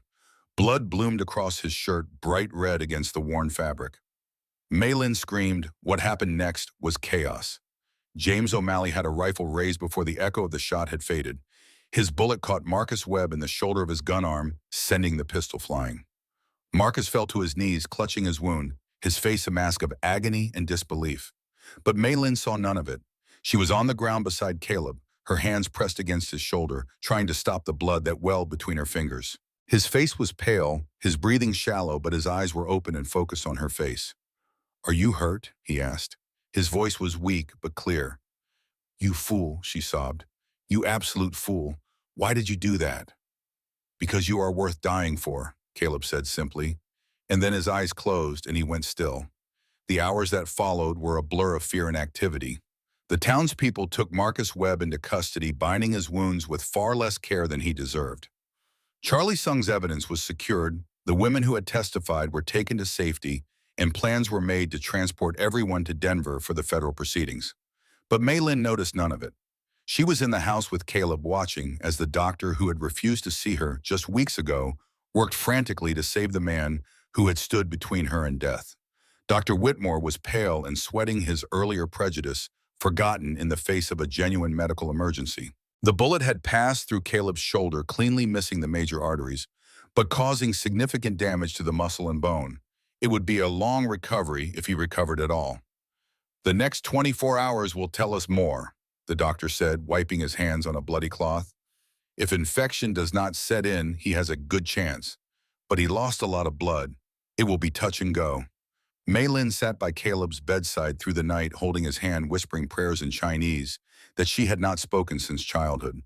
The baby kicked within her, restless and aware of its mother's distress, and she placed her free hand on her belly, trying to offer comfort to both the lives that depended on her. "Do not leave me," she whispered to Caleb's unconscious form. "Do not leave us. We need you. I need you." Somewhere in the small hours of the morning, his hand tightened around hers. His eyes fluttered open, unfocused and confused, and found her face. "Still here," he mumbled. "Told you, not going anywhere." And Maylin wept with relief, her tears falling on their joined hands like a benediction. The weeks that followed brought healing in more ways than one. Dr. Whitmore came every day for the first week, changing bandages and checking for signs of infection. He was a different man now, humbled by what he had witnessed, ashamed of his earlier cowardice. When Maylin thanked him for his care, he shook his head and said he was only trying to make amends for wrongs he should never have committed. The townspeople came too, in ones and twos, bringing food and well wishes and offers of help with the ranch work. James O'Malley organized a rotation of men to tend the cattle and mend the fences while Caleb was bedridden. Reverend Morrison visited every Sunday, sitting by Caleb's bedside and reading from the Bible, his voice a gentle comfort in the quiet room. Even Charlie Sung came, the man whose testimony had helped bring Marcus Webb down. He sat with Maylin on the porch while Caleb slept, and they spoke in Cantonese, the language of her childhood, words she had not spoken aloud in 7 years. He told her about his sister, about the guilt he still carried for not protecting her, about the peace he had finally found in seeing justice done. When he left, he pressed a small jade pendant into her hand. "For the baby," he said, "for luck. May her life be happier than ours." Maylin wore the pendant from that day forward, a talisman against the darkness that had once consumed her world. Caleb's recovery was slow but steady. The fever that had threatened in the first few days passed without taking hold, and by the end of the second week, he was sitting up in bed, complaining about being confined and demanding to know what was happening with the ranch. Maylin bullied him back into compliance with a combination of sharp words and gentle touches, and if the doctor noticed the way they looked at each other, he had the wisdom to keep his observations to himself. The legal proceedings moved forward with surprising speed.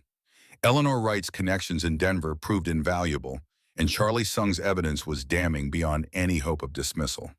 The trial itself was held in the federal courthouse in Denver, and Maylin insisted on attending despite Caleb's protests. She needed to see it, she said.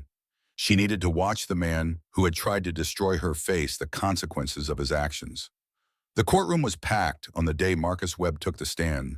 He looked diminished somehow, the bluster and arrogance stripped away by weeks in a cell waiting for his fate to be decided. When his eyes found Maylin in the gallery, she did not look away. She held his gaze until he was the one who flinched. The prosecutor, a sharp-faced woman named Catherine Price, who had made her career dismantling trafficking networks, laid out the case with methodical precision. She called witness after witness, each one adding another stone to the wall of evidence that surrounded Marcus Webb.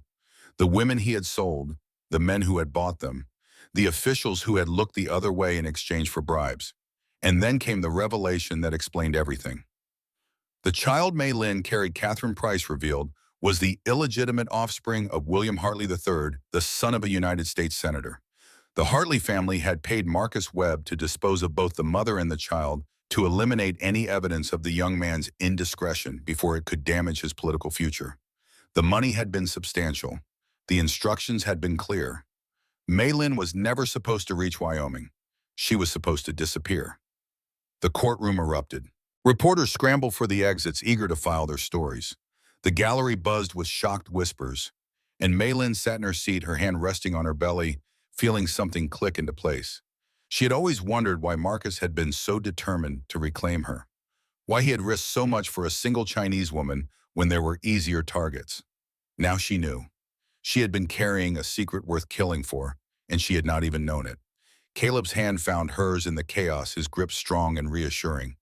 "It does not matter," he said quietly. "The child is ours. Nothing they say can change that." And he was right. Whatever the circumstances of conception, whatever the blood that flowed in her veins, hope would be a Thornton. She would be raised with love and dignity, far from the shadow of the men who had tried to erase her existence. Marcus Webb was charged with trafficking, assault, and attempted murder, along with conspiracy and a dozen lesser offenses. The powerful family that had been pulling his strings tried to distance themselves, their lawyers flooding the court with motions and objections, but the paper trail was too clear. The senator's son fled to Europe, never to return. The senator himself resigned in disgrace. And Marcus Webb, abandoned by his patrons, faced the full weight of federal justice. By the time the snow melted and spring began to green, the hills, Marcus Webb was on his way to federal prison, where he would spend the next 20 years contemplating the cost of his crimes. Sheriff Garrett was removed from office and charged as an accomplice. The judge who had issued the fraudulent warrant was quietly retired, and the network that had brought so much suffering to so many was finally definitively destroyed. May Lynn was officially recognized as a victim of illegal trafficking, her status as property voided by federal decree. Eleanor Wright helped her begin the long process of applying for citizenship, a journey that would take years, but that now seemed possible. For the first time in her life, she had papers that declared her a person, not a commodity. She had a name that belonged to her and her alone. And she had Caleb. Their love had been tested by fire and emerged stronger for the burning. As Caleb regained his strength, they began to build the life they had only dared to imagine. The ranch flourished under their combined care, the garden blooming with new plants that May Lynn had cultivated from seeds Eleanor Wright had given her. The cabin that had been her refuge became a workshop where she created her carvings, which had begun to sell in town for prices that still amazed her. They did not rush into marriage. There was no need. What they had was deeper than any ceremony could capture, more real than any words could express. They were partners, companions, lovers, in the truest sense of the word. They had found each other in the darkness and emerged together into the light. On a warm evening in late May, when the wildflowers were riding across the meadows and the mountains gleamed with the last of the winter snow, Caleb took May Lynn's hand and led her to a place she had never been. It was a small clearing, sheltered by a grove of aspen trees, their leaves whispering secrets in the breeze. At the edge of the clearing stood a simple wooden cross weathered by years of sun and snow. The name carved into it was still legible: Martha Thornton, beloved wife. This was her favorite place, Caleb said, his voice soft. She would sit here for hours watching the mountains, dreaming about the future. He paused and his grip on May Lynn's hand tightened. "I have not been here since she died. I could not bear it." May Lynn said nothing. She understood that this moment was sacred, that words would only diminish it. Caleb knelt beside the cross and brushed away the leaves that had gathered at its base. From his pocket, he withdrew a small object, a locket tarnished with age, hanging from a delicate silver chain. "This was hers," he said. "Her mother gave it to her on our wedding day. I was going to bury it with her, but at the last moment, I could not let go." He looked up at May Lynn, and she saw tears glistening in his eyes. "I have been holding on to the past for so long, holding on to my guilt, my grief, my belief that I did not deserve to be happy again. But you have shown me that life goes on, that love does not die, it just transforms." He laid the locket at the base of the cross, his fingers lingering on its surface for a moment before letting go. "Goodbye, Martha," he whispered. "Thank you for loving me. Thank you for giving me the best years of my life. And thank you for sending me someone to love again when I thought my heart was dead forever." He stood and turned to face Maylin. The tears were flowing freely now, but there was peace in his expression, a release of something that had been binding him for 4 long years. "I do not have a ring," he said. "I do not have flowery words or grand gestures. I have only myself in this land and whatever future we can build together." He took both her hands in his. "Maylin Chenin, will you stay with me? Will you be my family? Will you let me be a father to your child and a partner in your life?" Maylin looked at this man who had saved her in every way a person could be saved. She thought of the journey that had brought her here, the darkness she had survived, the light she had found in the most unlikely of places. She thought of the child growing within her, the future that stretched before them like an unwritten story. "Yes," she said, and the word felt like the beginning of everything. She lifted his hand to her lips and kissed the calloused knuckles, the same gesture he had made to her on that first night a lifetime ago. "This is my home," she said. "You are my home, and I choose to stay." The wedding was held 2 weeks later on a Sunday afternoon when the whole world seemed to be celebrating. Reverend Morrison performed the ceremony in the little church in Copper Creek, the same church where he had first heard Caleb's confession and agreed to help. The pews were filled with the people who had stood with them through the darkness. James O'Malley and his wife, Eleanor Wright, resplendent in a dress she had not worn in 20 years. Charlie Sung, who had become a regular visitor to the ranch. Even Dr. Whitmore, his attendants, a silent apology for past wrongs. Maylin wore a dress that Eleanor had helped her make, simple white cotton, with delicate embroidery at the collar and sleeves. Her hair was pinned up with flowers from the garden, and around her neck hung the jade pendant that Charlie had given her. She had never felt beautiful before. But when Caleb saw her walking down the aisle, when his eyes filled with tears and his smile split his weathered face, she felt like the most beautiful woman in the world. The vows they spoke were simple and sincere, no flowery language, no grand promises. Just two people pledging to face whatever came together, to support each other through darkness and light, to build a life that honored both the past and the future. When Reverend Morrison pronounced them husband and wife, when Caleb kissed her for the first time as her husband, the congregation erupted in cheers and applause. And Maylin, who had spent so many years in silence, who had learned to make herself small and invisible, laughed out loud with pure, uncomplicated joy. The reception was held at the ranch table set up in the yard, food brought by every family in the valley. There was music and dancing and more food than anyone could eat. The celebration lasted until long after dark, and when the last guest had finally departed, Caleb and Maylin stood on the porch of their home and looked up at the stars. "Mrs. Thornton," Caleb said, testing the words. "I like the sound of that." "So do I," Maylin replied. "So do I." They stood together in the peace they had earned, in the love they had built from the ruins of their separate sorrows, and they knew that whatever challenges lay ahead, they would face them as one. 1 year later. The ranch had changed in ways both large and small. The garden that had been Martha's was now Maylin's, expanded and transformed into something that would have made the old woman proud. Herbs and vegetables grew in carefully tended rows, and along the borders flowers bloomed in a riot of color that could be seen from the road. The small cabin that had been Maylin's refuge now served as her workshop and studio. Her carvings had become locally famous, and orders came in from as far away as San Francisco. She had a gift, people said, a way of capturing life in wood that made you believe the birds might actually fly away. But the greatest change was asleep in the cradle by the fireplace. Hope Thornton had been born on a snowy night in February, delivered by the same Dr. Whitmore who had once refused to treat her mother. The birth had been difficult, lasting nearly 18 hours, and there had been moments when both Maylin and the doctor feared the worst. But Maylin had survived too much to give up now. She had pushed through the pain with the same stubborn determination that had carried her across oceans and through hells that most people could not imagine. When the baby finally emerged, squalling and red-faced and utterly perfect, Caleb had wept without shame. He had been in the room the entire time, holding Maylin's hand, whispering encouragement, refusing to leave her side, even when the doctor suggested he wait outside. This was his family, he said. He would be there for every moment, no matter how difficult. They named her Hope because that was what she represented. Hope for the future. Hope for a life free from the shadows of the past. Hope that love could triumph over hatred, that light could overcome darkness, that two broken people could create something whole and beautiful and new. She was not his blood, everyone knew that. The circumstances of her conception were public knowledge now, thanks to the trial.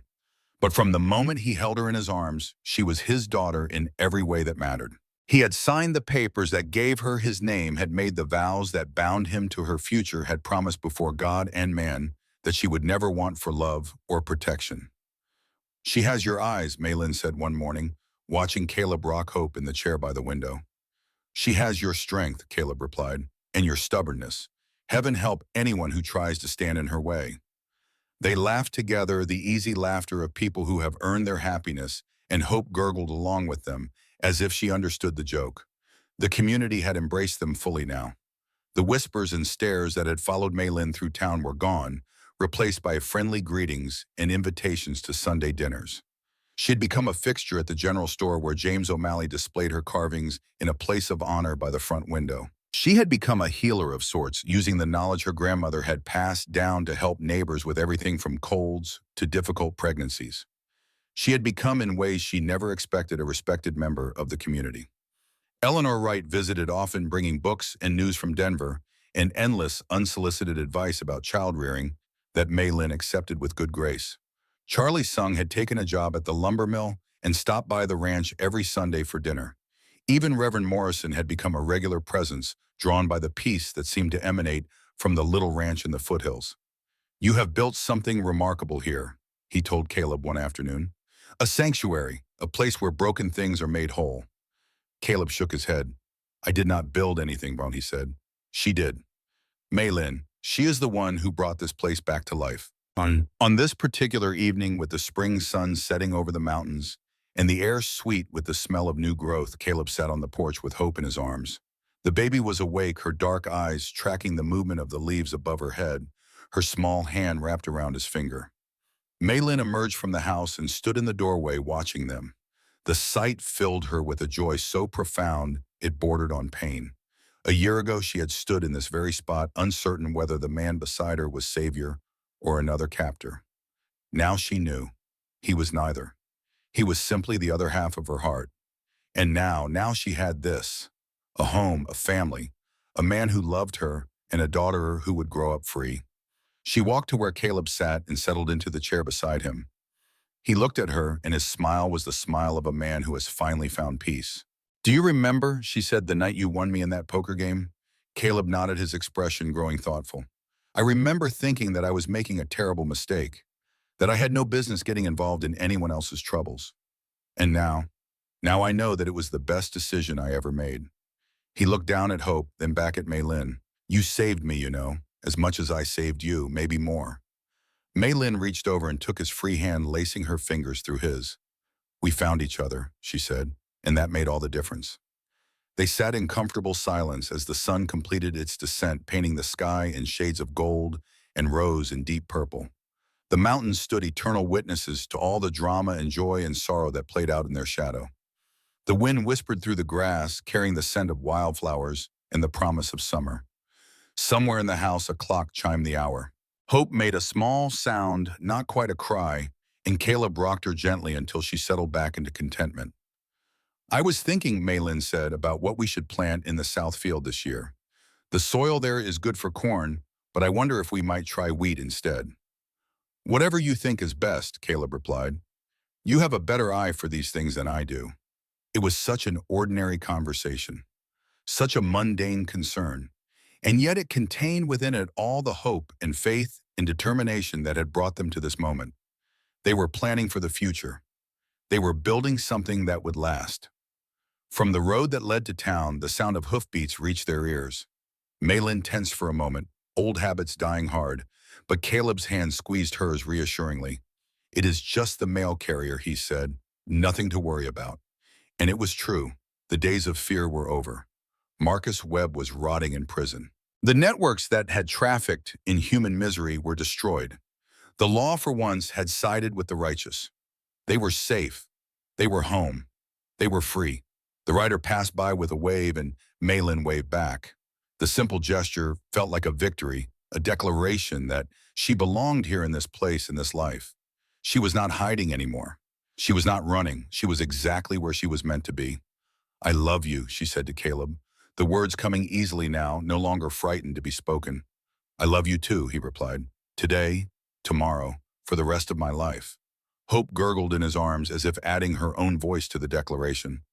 They laughed together, the sound carrying across the evening air, mixing with the song of birds and the whisper of wind. From the darkness of a saloon where human beings were traded like cattle to the light of a porch where a family sat watching the sunset, the journey had been long and hard and full of pain. But it had led them here to this moment, to this peace. And that Malin thought was the greatest miracle of all. The old rancher who had won a worthless Chinese girl in a poker game had become the husband who cherished her beyond measure. The property that had been deemed fit only for sale had become the woman who ruled this household with wisdom and grace. The child conceived in violence had become the daughter who would inherit a legacy of love.